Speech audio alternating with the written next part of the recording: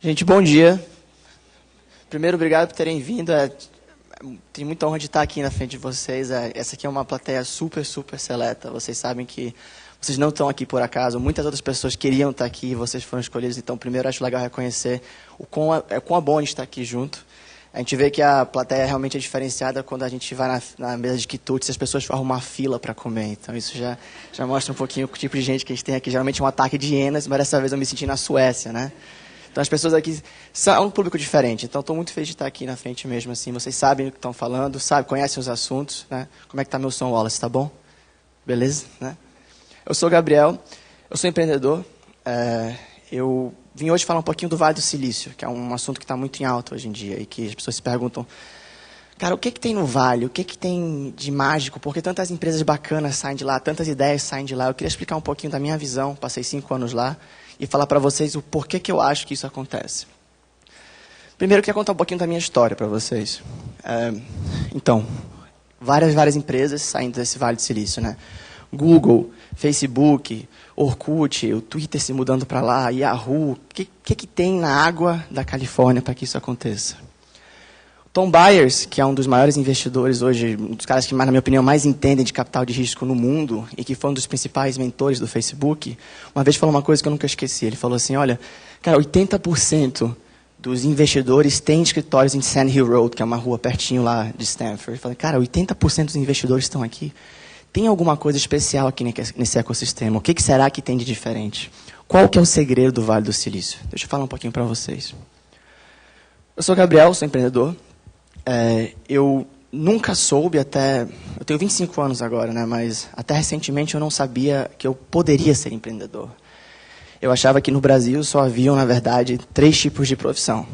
Médico, engenheiro e advogado. Falei, cara, são só essas coisas que acontecem. Então, eu não sabia que eu tinha a possibilidade de criar projetos, de fazer coisas novas, né? E foi no Vale do Silício que eu descobri isso. E foi por muita sorte.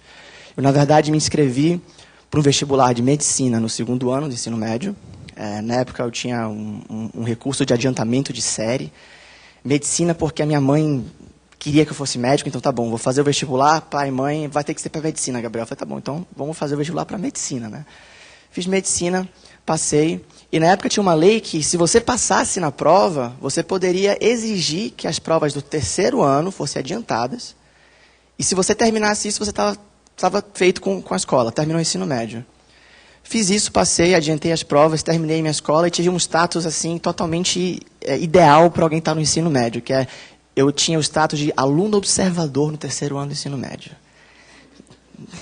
Isso quer dizer que eu ia para aula quando eu quisesse, né? Então, você imagina essa situação. Os professores não sabiam o que fazer comigo, porque eu sempre fui muito estudioso, muito competitivo, mas eu não era um cara, eu nunca fui uma pessoa muito quieta, né? Então, meu 3º ano foi assim, foi como aluno observador. Mas, cara, eu não queria ser médico, eu sabia que eu não queria ser médico. Fiz vestibular para direito também, passei, mas advogado, não sei se também é isso que eu quero fazer.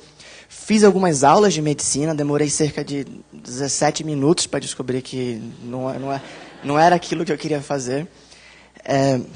E aí foi meu padrinho que me contou.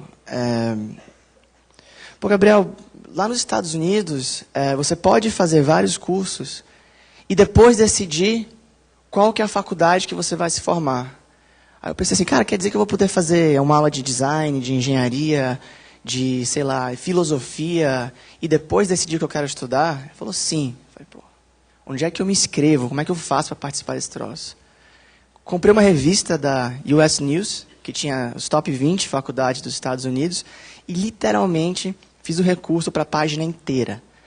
Na época fazia sentido para mim, pensar assim, cara, eu tenho uma chance só, eu vou mandar para todo mundo aqui. Eu lembro que eu virei o ano novo mandando documento.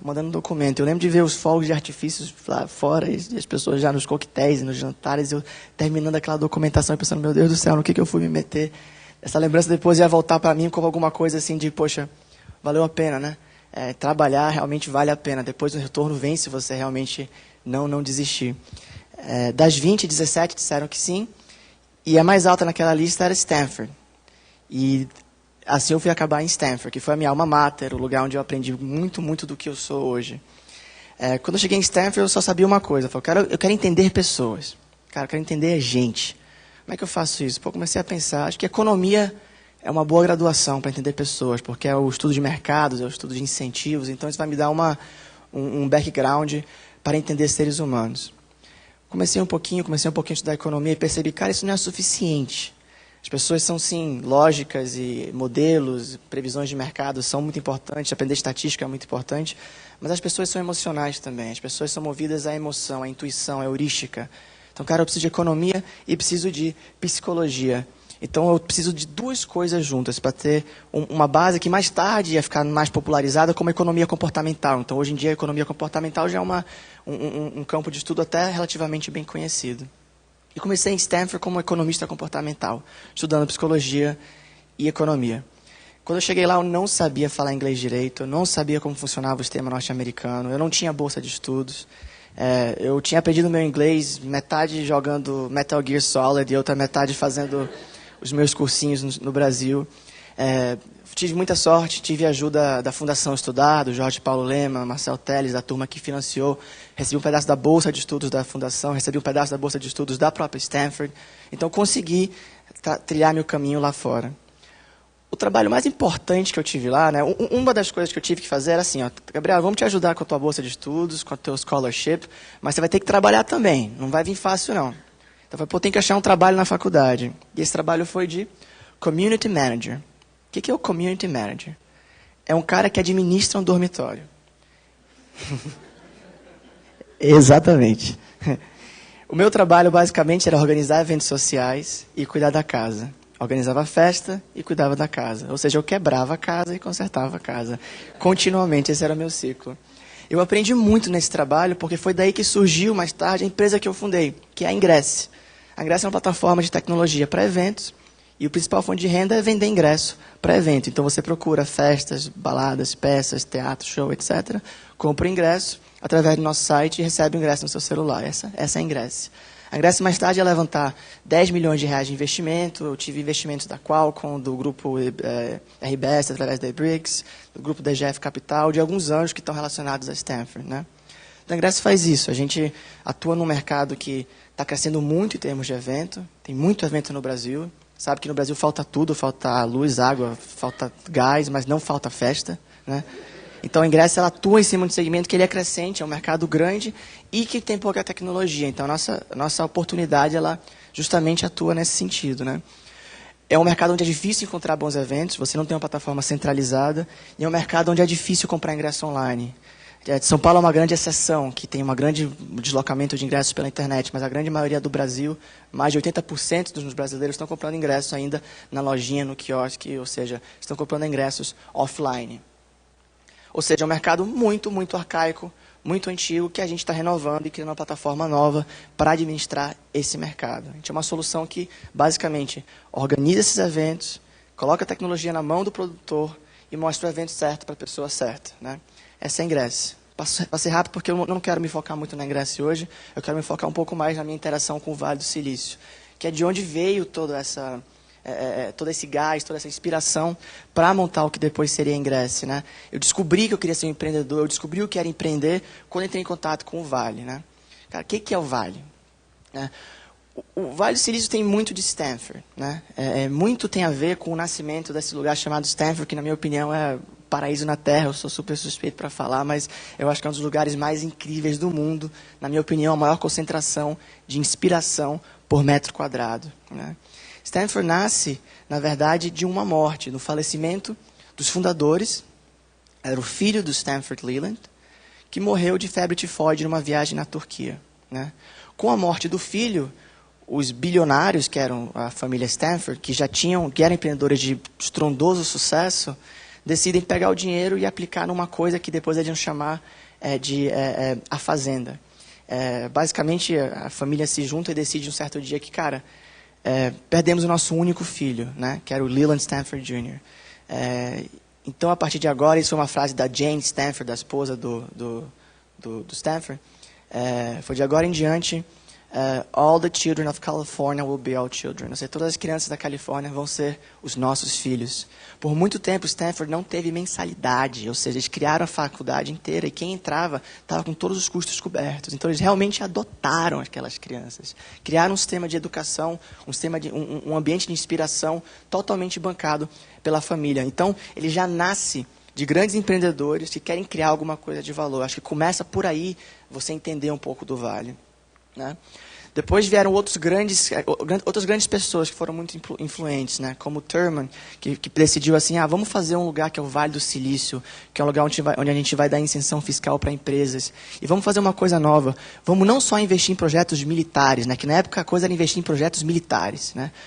Não havia tanto aquela ideia de, cara, e se civis, né? Civis criassem produtos de grande inovação, de grande potencial, a gente também pode investir nesses produtos. Né? Então foi criado um sistema que era um parque industrial na época, que a origem desse parque remete muito a empresas como Intel, IBM, as origens da Apple, né? Steve Jobs, Cupertino, tudo aquilo. E assim, alguns dos produtos disso são algumas estatísticas meio assim, fora do normal. Né? 50 prêmios Nobel nos últimos 50 prêmios Nobel nos últimos 50 anos, o maior número de Turing Awards, que é o prêmio Nobel da computação, 30 bilionários vivos. Quando eu estava na faculdade, tinham 12 Nobéis estudantes, dando aula na faculdade. Tinha uma piada ridiculamente arrogante lá, que o cara falava, se um professor de Stanford deixar o Nobel cair, ele nem junta, ele ganha outro, que é mais fácil para ele. Mas, enfim, meio que aquele orgulho de, cara, a gente conseguiu criar um ecossistema de muita excelência. Né? E o que são essas coisas? Eu acho que além de ter esse polo de educação, que é muito importante, como todos os polos de educação são muito importantes, eu também acho que tem alguns pontos que permitem a inovação crescer, que eu acho que podem ser bacanas até para a gente, cara, será que a gente consegue aplicar isso no Brasil? Será que a gente consegue aprender, puxar alguma coisa para a gente? E deixa eu deixar uma coisa clara, eu não estou dizendo que a gente tem que imitar os Estados Unidos. Eu não estou dizendo que a gente tem que se espelhar em Stanford, no Vale do Silício, e fazer exatamente o que estão fazendo. Isso daria errado, completamente errado.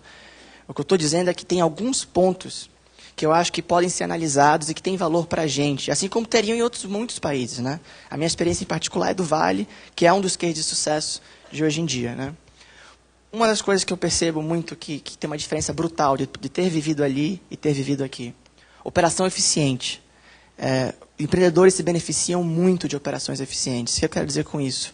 Infraestrutura confiável que pode escalar. Hoje, quando você empreende, você tem que lidar com falhas em qualquer ponto da cadeia. Você não sabe nem se a ligação vai completar. Né? Judite.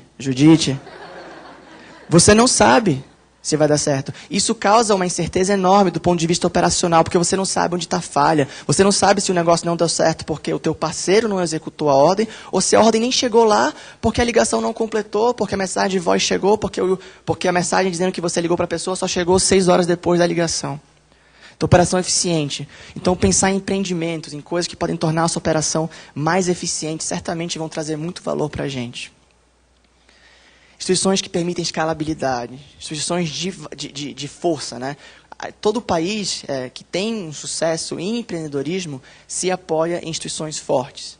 É muito difícil crescer como empreendedor se você não tem segurança nas instituições. Né? Um caso extremo de insegurança é alguns países na África, por exemplo, que do dia para a noite o coronel ditador não sei o quê pode decidir confiscar a sua fábrica.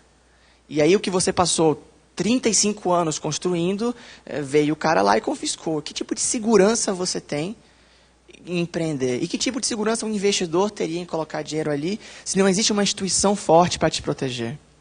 As instituições deviam ser tracks, deviam ser ferramentas para a gente conseguir operar mais rápido, para a gente conseguir operar de maneira mais eficiente, com maior velocidade, com maior eficácia, e não gerar incerteza. Cara, eu não sei se tal instituição vai aprovar o meu petição de certificado do alvará da terceira junta comercial da quarta vara. Então, isso não deveria ser o caso. Se a gente puder contar com instituições fortes, a gente vai conseguir também gerar mais valor e operar mais rápido. ensino experimental. Eu adoro falar isso, porque eu acho que às vezes nosso ensino é um pouco acadêmico demais, é um pouco... a gente está um pouco acima da esfera de praticidade.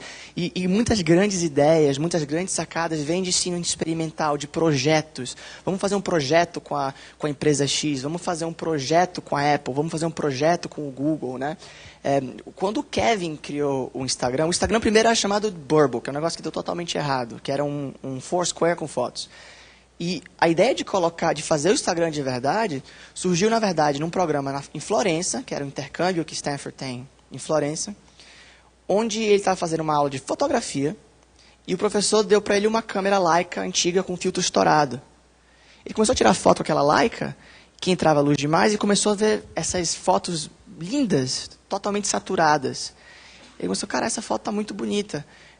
Levou para o Mike, né, que é o nosso brasileiro lá, e o Mike começou a pensar no filtro da foto, o filtro da foto. Cara, isso é bacana, eu gosto de tirar foto com filtros. Eu posso ser um artista aplicando esses filtros. O sucesso do Instagram, todo mundo sabe, é o filtro, né? Foi o filtro que levou o Instagram para frente. Dessa Leica estourada surgiu um filtro chamado X Pro. Os primeiros usuários do Instagram vão reconhecer, cara, o X Pro é um dos principais filtros. Então, esse cruzamento de matérias, esse ensino experimental, eu acho que é fundamental para fazer o Vale do Silício que ele é. Foco na execução, né? Ou seja, projetos que viram realidade, projetos que são aplicáveis no mundo real, e que a gente possa também sonhar alto, inventar coisas e pensar em redes sociais malucas, sem nenhum sem nenhuma ideia de monetização. Cara, como é que eu vou ganhar dinheiro com isso? Sei lá, cara, mas essa é a minha ideia. Mas depois eu consigo trazer para um plano concreto e executar. Às vezes o que a gente vê é o contrário. A gente viaja muito e depois não se arrisca em fazer a coisa virar realidade. O caso do meu amigo rico, isso é muito importante. Quem sabe do cara do Facebook que pintou a parede lá do Facebook? Teve um grafiteiro que pintou a parede do Facebook. Os fundadores deram um pouquinho de ações para o cara. O Facebook depois valia 100 bilhões. Por algum tempo, aquela pintura na parede valia mais do que Picasso. Então, o caso do meu amigo que ficou rico com ações é muito importante, porque ele impulsiona outros cases de sucesso. O último que eu quero falar, esse para mim um dos mais importantes, essa separação de criação e crítica. A gente é muito crítico, a gente se censura demais quando a gente está tendo novas ideias. E o meu exemplo final eu queria até trazer um experimento que eu gosto muito de um neurocientista chamado Charles Lamb. Ele fez o seguinte. Ele colocou artistas, né, rappers, né, hip hop, os caras que compõem letras, que fazem freestyle, num fMRI, que em português é uma tomografia. E começou a medir a atividade cerebral desses caras. Ele fez duas situações. A situação onde o cara falava uma letra decorada e uma situação onde o cara improvisava um rap lá na hora. Ele notou duas coisas. Quando o cara criava, a área temporal estava ativa. Não é surpresa. Auditiva, criação, nós estamos ativos. Mas quando o cara estava improvisando, o córtex frontal estava inibido. Ou seja, esse artista estava inibindo a própria função de se julgar, porque ele estava criando. Então ele precisa inibir esse sensor, essa crítica, essa trava que a gente tem. E assim, o nosso desafio é conseguir operar num sistema um pouco menos eficiente, um pouco mais burocrático, e conseguir inibir essas travas para criar soluções. O Brasil é cheio de oportunidades. Se a gente conseguir internalizar algumas lições, algumas práticas, a gente vai conseguir criar um enorme valor aqui dentro e criar projetos belíssimos que vão ser cases para o mundo inteiro e não só para o Brasil. Gente, obrigado.